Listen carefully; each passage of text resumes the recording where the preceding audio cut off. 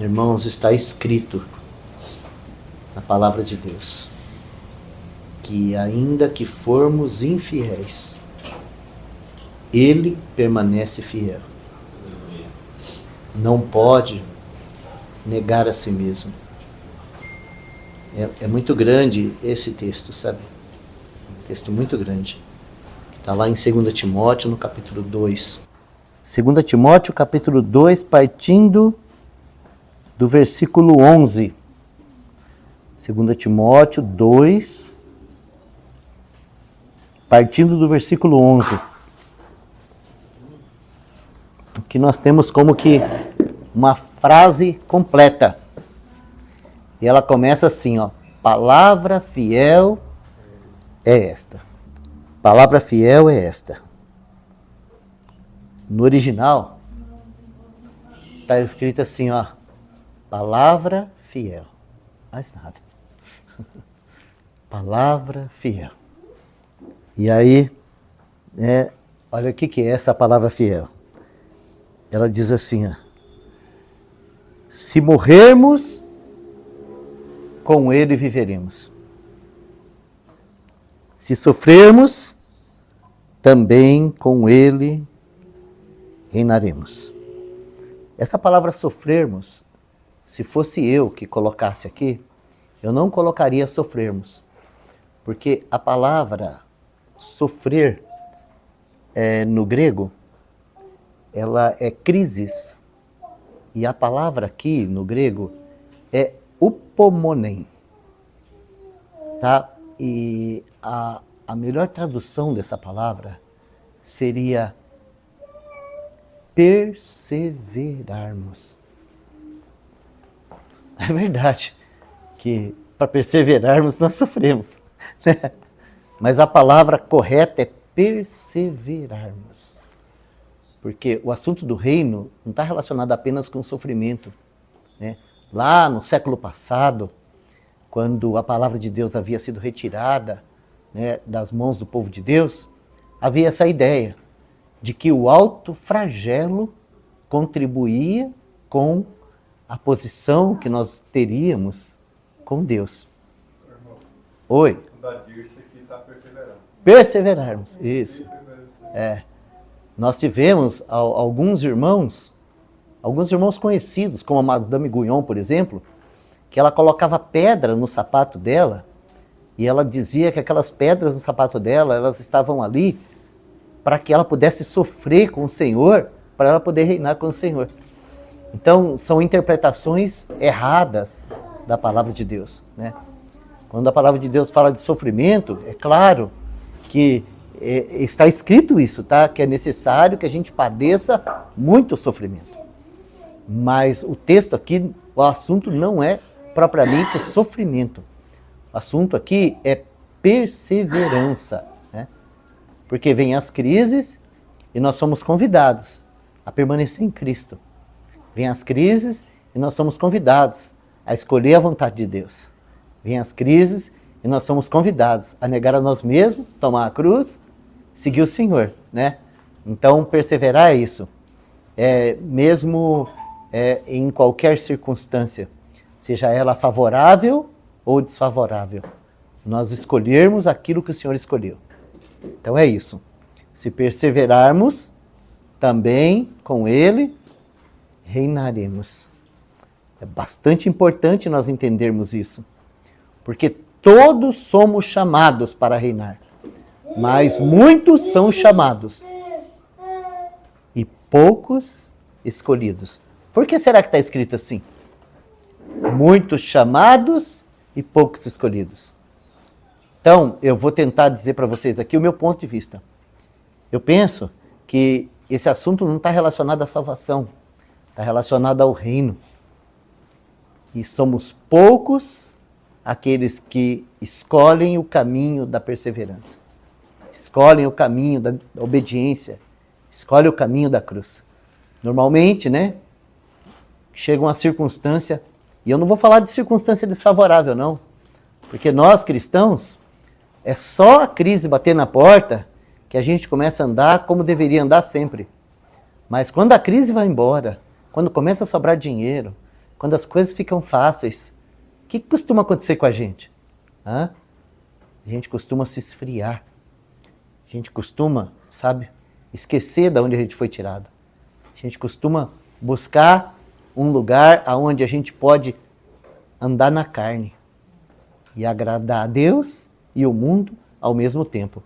Isso só acontece em períodos de bonança, porque quando o câncer chega, quando o luto chega, quando a miséria chega, quando a falência chega, a gente volta correndo para os pés do Senhor.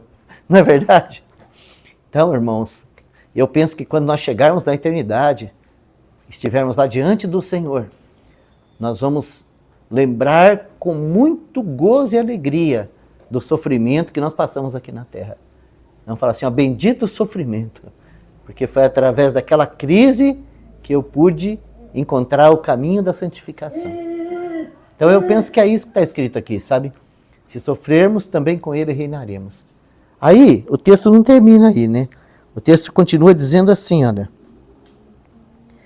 Se o negarmos, também ele nos negará.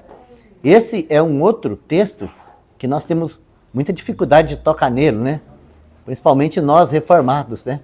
Porque nós entendemos que a salvação é um presente de Deus e que nós somos salvos não por obras, nós somos salvos pela graça, por meio da fé, né?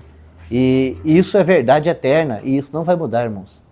Mas eu penso que esse assunto está intimamente relacionado com o reino, intimamente relacionado com as coisas vindouras, sabe? Então, hoje nós temos muitas oportunidades de negar a nós mesmos, tomar a cruz e seguir o Senhor. Hoje nós temos muitas oportunidades, né, de dar testemunho de a quem nós pertencemos, né? E quando eu falo isso, irmãos, eu não estou falando de coisas grandes, não. Estou falando de coisas simples, como pedimos perdão por causa do Senhor, pedimos perdão quando o Espírito Santo colocar no nosso coração que nós ofendemos aquela pessoa que está do nosso lado, nós chegarmos a ela por causa do amor ao Senhor e pedimos perdão, né? Isso é honrar o Senhor. E sabe quando nós negamos o Senhor? Nós negamos o Senhor quando nós fazemos o contrário. Quando nós temos condição, tendo condição de honrar Ele, nós preferimos honrar a nossa carne e desonrar o Senhor. Então, hoje eu estive conversando com uma pessoa, um homem que não é salvo, um homem perdido, que ele tem andado com irmãos e ele tem visto na vida dos irmãos um péssimo testemunho. E os irmãos não entendem que quando eles infringem a lei dos homens, eles estão negando o Senhor para aquelas pessoas que estão do lado deles. Os irmãos não entendem que quando eles falam palavrão, eles estão negando o Senhor para as pessoas que estão do lado dele. Os irmãos não entendem que quando os irmãos usam, sabe, das estratégias do mundo, né, para ganhar um pouco mais, para oprimir os funcionários, para maltratar as pessoas, eles estão negando o Senhor para aqueles que estão à sua volta. Os irmãos são crianças ainda para compreender essas coisas. Então o que acontece, né? A gente vive a vida cristã assim, domingo é todo mundo santo. Quando chega na segunda-feira, então a gente não tem nenhuma dificuldade de negar o Senhor. Mas tem uma coisa que a gente precisa entender. Um dia, todos nós estaremos diante do Senhor. Todos nós. E eu não quero falar só de um evento, porque quando a gente vai falar da eternidade, às vezes a gente resume tudo num evento. Mas eu vou fazer assim, ó, só para vocês entenderem algumas das oportunidades que nós teremos assim que nós partirmos dessa vida. Alguma delas. Então eu vou colocar assim, no meu ponto de vista, tá? Talvez eu esteja errado. No meu ponto de vista, quando nós partimos para a eternidade, no meu ponto de vista, tá? Nós compareceremos no tribunal de Cristo. Então, esse vai ser o nosso primeiro ponto. Né? E eu penso que o tribunal de Cristo é algo que a gente fala tão pouco dele, que eu penso que quase toda a igreja vai ficar chocada quando se encontrar nesse lugar, no tribunal de Cristo. Tem 2 textos no Novo Testamento que falam do tribunal de Cristo. Um deles é em Romanos, né? E o outro, se eu não me engano, é em Coríntios. Lá em Romanos, fala que a gente não deve julgar os irmãos. Fala assim, ó, não julgue os irmãos. Não julgue os irmãos. Não julgue os irmãos de jeito nenhum. Porque todos compareceremos ante o tribunal de Cristo, onde cada um dará conta de si mesmo, diante de Deus. Então, esse é um assunto, irmãos, que eu não vou me estender nele, mas eu quero que você saiba disso, que nós temos um acerto de contas. Nós, os salvos, nós não vamos passar pelo juízo final do trono branco, mas todos compareceremos diante do Senhor, né? E tudo o que eu espero naquele dia é que o Senhor fale assim, ó, servo bom. Ainda que talvez, né, o Senhor descubra algumas coisas que eu carrego escondido no meu coração, né? E fala assim, ó, Jonas, isso aqui você foi infiel. Nisso aqui eu não te louvo, porque nisso aqui você foi infiel. Vocês pensam que isso aí vai ser uma coisa de alegria? Será que vai ser de alegria? Será que nós vamos falar assim, aleluia? Hã? Ou será que nós vamos chorar e falar assim, Senhor, misericórdia? E esse é um evento. Tem um outro evento, irmãos, que também eu quero colocar ele assim separado, porque ele não é o céu e nem a eternidade, tá? Mas é um evento muito especial, que é chamado as bodas do Cordeiro.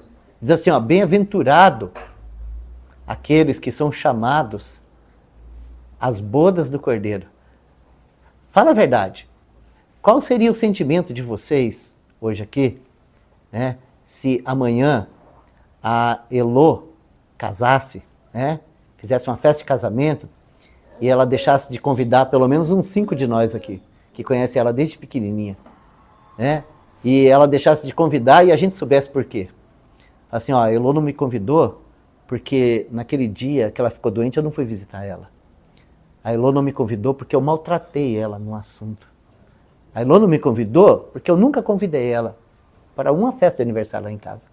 Qual seria o sentimento que estaria no coração dos irmãos aqui se no dia do casamento da Elô a gente não fosse convidado?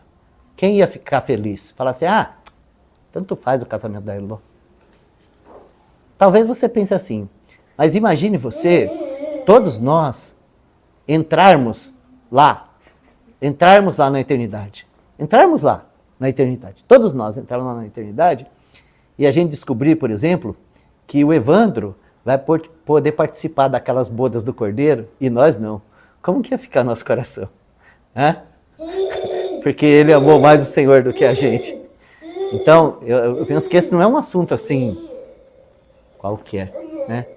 Esse é um assunto assim bastante interessante que nós vamos encontrar, por exemplo, lá no Evangelho de Mateus, né, aquela parábola das 10 virgens. Eu não vou estudar isso com os irmãos hoje, eu só quero deixar isso aqui para os irmãos entenderem um pouquinho o que significa isso. Se o negarmos, ele também nos negará. Então lá nós encontramos 10 virgens naquela parábola. 10 virgens, irmãos. E não venha me dizer que metade daquelas virgens eram ímpias. Porque o texto deixa claro uma coisa, tá? Que todas elas tinham suas lâmpadas acesas. E todas elas saíram de encontro ao noivo. Então nós não podemos dizer que aquelas 10 virgens eram 5 crentes e 5 perdidas. Não. Aquelas 10 virgens, elas representam 10 cristãos. 10 crentes. Com as suas lâmpadas acesas, ou seja, 10 nascidos de Deus, né, que saem juntos numa corrida em direção ao noivo. Só que o que acontece? O noivo demora para vir. Entende isso? O noivo demora para vir. E então todas elas adormecem. E até aí, irmãos, todas são iguais. Você não consegue diferenciar nada aqui. Todas dormem juntos, porque o noivo tardou. Então, quando é meia-noite, ouve-se um grito. Sabe quem ouve o grito? Todas. Assim, né? A gente tem esse problema de interpretação, né? Eu interpreto que aquele grito é a última trombeta. É a ressurreição dos mortos. Eu interpreto assim, que aquele grito é a ressurreição. Porque se todos dormiram, né? Qual lugar no Novo Testamento que fala que crente morre? Alguém consegue encontrar um? Não. No Novo Testamento, quando os irmãos partem daqui, eles dormem no Senhor. Então, por isso que eu penso assim, que aquelas 10 virgens representam todos os santos que dormiram no Senhor antes da volta do Senhor. Então, aquele grito, né, é aquela trombeta e aquele alarido, né, da ressurreição. De qual ressurreição? Da primeira ressurreição. Então, acordou todo mundo, né? Acordou todo mundo. Só que a hora que acordou, faltava azeite na lâmpada da metade delas. As lâmpadas ainda estavam acesas, quase se apagando, mas as lâmpadas ainda estavam acesas. Só tinha um problema. 5 tinha reserva, 5 não. A gente sabe muito bem, isso é muito claro na Bíblia, que o azeite na Bíblia sempre representa o quê? O Espírito Santo. A unção do Espírito Santo. A unção. Então, a Bíblia ela vai falar, por exemplo, que existe um batismo com o Espírito Santo. Louvado seja Deus pelo batismo com o Espírito Santo. Você já experimentou isso? Agora, a Bíblia também fala que existe muitos enchimentos com o Espírito Santo. E aí, você já foi cheio do Espírito Santo? Quantas vezes na vida você foi cheio do Espírito Santo? Então eu entendo, irmãos, que isso não é algo que a gente deve desconsiderar. Tem uma parábola não, tem uma história lá em 2 Reis que vai ajudar a gente a compreender esse assunto, que é uma história de uma viúva que os filhos seriam vendidos para poder pagar o credor. Então ela manda um grito de socorro para o homem de Deus da época, que é Eliseu, e Eliseu fala assim para ela, o que você tem em casa? Aí sabe o que ela responde? Uma pequena botija de azeite. Todos nós que cremos no Evangelho, temos uma pequena botija de azeite. Então, ele manda dizer assim para ela, fala para ela ir aos vizinhos, pegar emprestadas vasilhas, não poucas, e derramar desse azeite sobre essas vasilhas. Então, sabe, ela pediu para que os filhos fossem à vizinhança e pegassem vasilhas emprestadas, muitas vasilhas, e encheu aquela sala de vasilha.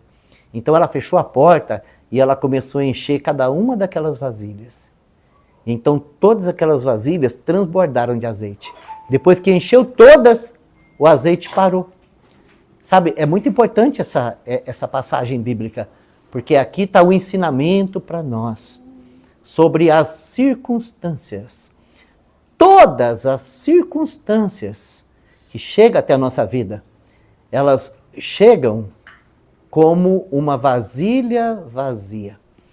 E se para todas as circunstâncias nós buscarmos no Espírito Santo, que sabe tudo de tudo, a capacitação, a condição, a provisão, o conteúdo para resolvermos aquela situação, nós também precisaremos ser cheios do Espírito uma e outra vez.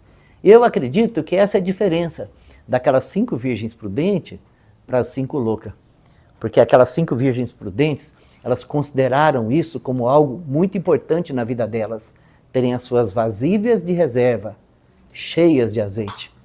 Então, irmãos, alguns consideram assim, eu tenho Cristo, eu creio em Deus, eu já estou salvo, não preciso de mais nada.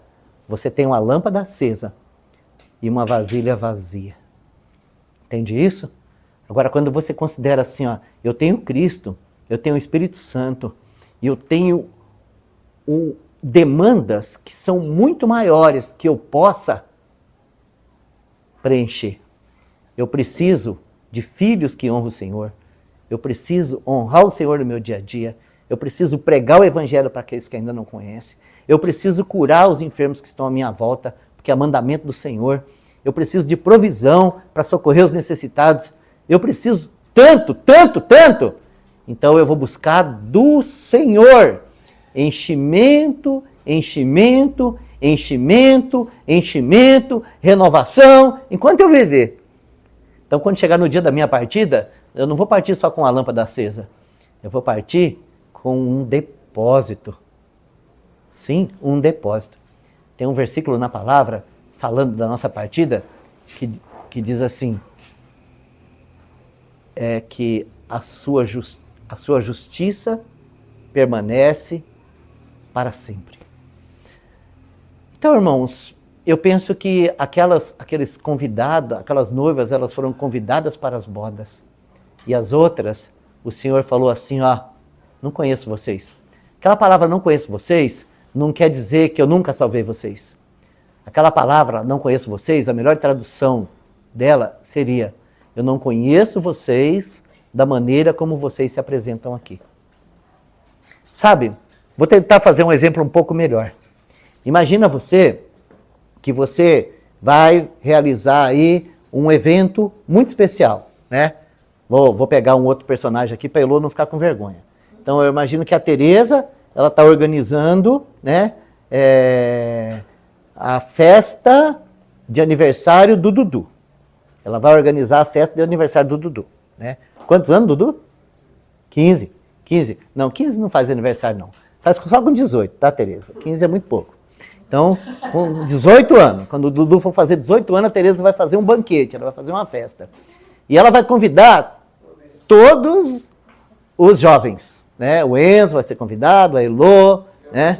Você não, você já passou dos 50. É só os jovens. E ela vai estabelecer o seguinte, ela vai estabelecer um traje. Ela vai falar assim, ó, os meninos, né, tipo, né, o Enzo, quando ele coloca uma roupa social, fica muito bonito, né? Então, os meninos vai de calça preta, blazer branco, né, como chama? Suspensório, sapato preto. As meninas vai tudo de vestido, que cor? Verde? Marsala. Marsala. Tudo marsala. Então, isso aí tá lá no convite, entendeu? E a Tereza, ela não vai ficar lá na portaria, ela vai convidar 2 leão de chácara. Ah, sim, o Genildo. Genildo vai ser um segurança. 2 leão de chácara. O Genildo e o Juarez. Não, o Juarez é bonzinho. O Juarez dá um jeito. Tem que ser leão de chácara. O Genildo é um deles. O Maico vai ser o outro. O Maico e o Genildo vai estar lá na portaria. E vai estar lá o nome dos convidados e o traje. Entendeu? Né? Daí o Enzo chega lá todo bonitinho, né? Não vai faltar no aniversário do Dudu, né? Mas chega lá todo bonitinho. Aí o Genildo olha na lista lá, olha na roupa, pode entrar. É nós, né? Tá dentro. Mas aí, né, acontece o seguinte, naquele dia, né, alguém pisa na bola, né? Fala, que nada. Eu sou pleno do jeito que eu sou. Quero ver quem vai me impedir. Dudu é meu chapa. Quero ver quem vai me impedir de ir lá no aniversário, né? Eu vou com o meu bermudão, vou com a minha havaiana, vou com a minha camiseta regata, e se ele quiser dar o luxo de me ter lá, ele me recebe. Então, quando esse camaradinha chegar lá na portaria, que o Genildo olhar ele de cima e embaixo assim, ó, falar, velho, aqui você não entra não. Falou, como assim? Chama a Tereza lá que a Tereza resolve o problema. Não, aqui você não vai entrar de jeito nenhum, aqui você está fora, né? Aí, né, com muito custo, ele consegue convidar o Maicon, que é mais bonzinho, convencer o Maicon a chamar a Tereza. Aí a Tereza vem de longe assim, olha, camarada lá de bermudão, chinela, camiseta regata. Ô, Tereza! Aí a Tereza olha pra ela e fala assim, sei quem é você não, filho. Tchau. E volta pra festa. Correto é correto. Correto é correto. Se o negarmos, ele nos negará. Entenderam? É simples, não é? Se o negarmos, ele nos negará. Pode. É escatológico, né? Sim. Você explica pra mim, Sim, não vou explicar não. Mas pode ler. Eu não vou explicar que eu não quero confusão hoje aqui não. Hoje, se a gente for explicar escatologia hoje, quem vai explicar vai ser o Cícero Bartolomeu, que ele já escreveu sobre isso. Ó, aqui tem uma terceira questão que eu ia falar. A primeira ressurreição. Então está dizendo aqui que vai ter mais ressurreição. E está escrito aqui, só que bem-aventurado e santo aqueles que têm parte na primeira ressurreição. Por quê? Porque reinarão como sacerdotes. Essas virgens que não fora, isso. Vão reinar com Cristo? Com 1000 anos. Esses vão reinar. Porque são bem-aventurados e santos. Né? Mas eu quero concluir, porque eu já falei demais. O terceiro assunto aqui, ele diz assim, ó. Se formos infiéis, Ele permanece fiel, não pode negar a si mesmo. Eu preciso falar um pouco desse texto pela seguinte questão. Nós temos música. Então alguém disse o seguinte, que os crentes não mentem, mas canta. E isso é muito triste dizer, mas boa parte das nossas canções, elas estão ali assim com um fiozinho de inverdades. E nós temos uma canção linda, linda, linda, maravilhosa, sabe? Só que a conclusão dela não é tão correta. Porque a música, ela fala da fidelidade do Senhor. E ela termina dizendo assim, ó, tu és fiel a mim. E aí está o fio de inverdade da música. O Senhor é fiel, fiel, fiel. A sua palavra. O Senhor é fiel, fiel, fiel. Ao seu propósito. O Senhor é fiel, fiel, fiel. A sua vontade. E o que ele disse vai acontecer. Quer te favoreça, quer não. Entende isso? Então, nós precisamos compreender isso. Quando a palavra de Deus fala assim, ó, ainda que formos infiéis, ele permanece fiel. Não pode negar a si mesmo. Então, nós vamos encontrar homens na palavra de Deus, escolhidos de Deus, que o nosso Senhor conduziu eles por caminhos de muita tribulação e sofrimento. Porque eram homens que Deus tinha propósito na vida deles. E por causa daquele propósito de Deus, eles padeceram muito, porque eles resolveram andar segundo a vontade deles e não segundo a vontade de Deus. Deus cumpriu o plano dele na vida deles, mas eles padeceram muito, porque eles foram muito desobedientes. Um deles nós estudaremos provavelmente o ano que vem, é Jacó. E nós vamos ver assim o chamado maravilhoso de Jacó. Mas preste atenção numa coisa, quando o Senhor apareceu para Jacó em Betel, ele tinha no máximo 70 anos. Quando Jacó entrou no Egito, ele já tinha 130 anos.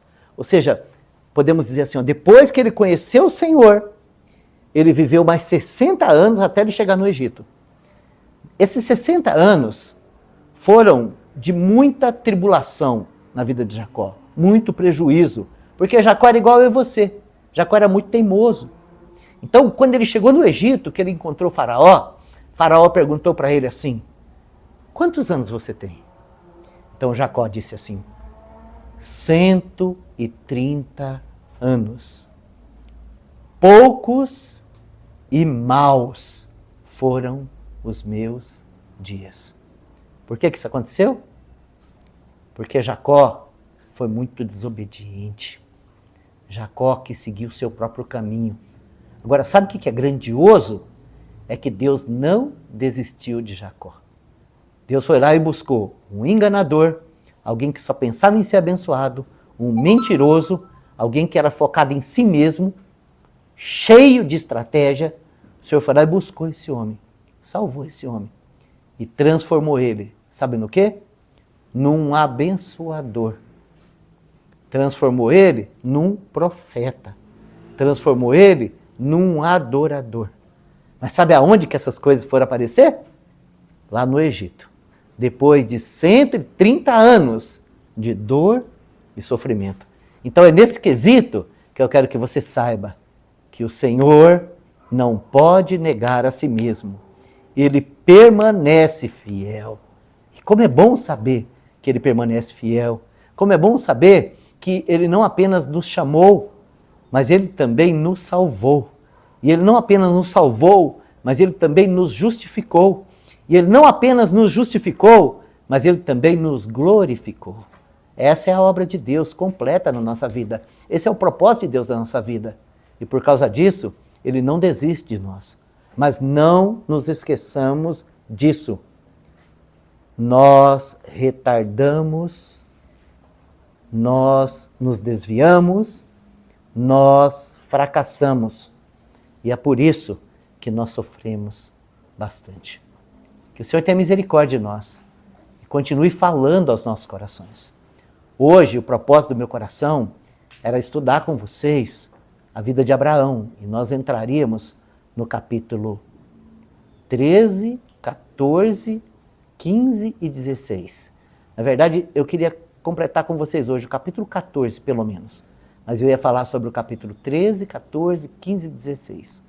Mas eu vou deixar para a gente fazer isso no nosso próximo encontro, provavelmente, né, no próximo ano. Porque agora, no final do ano, nós vamos ter bastante evasão de irmãos, né?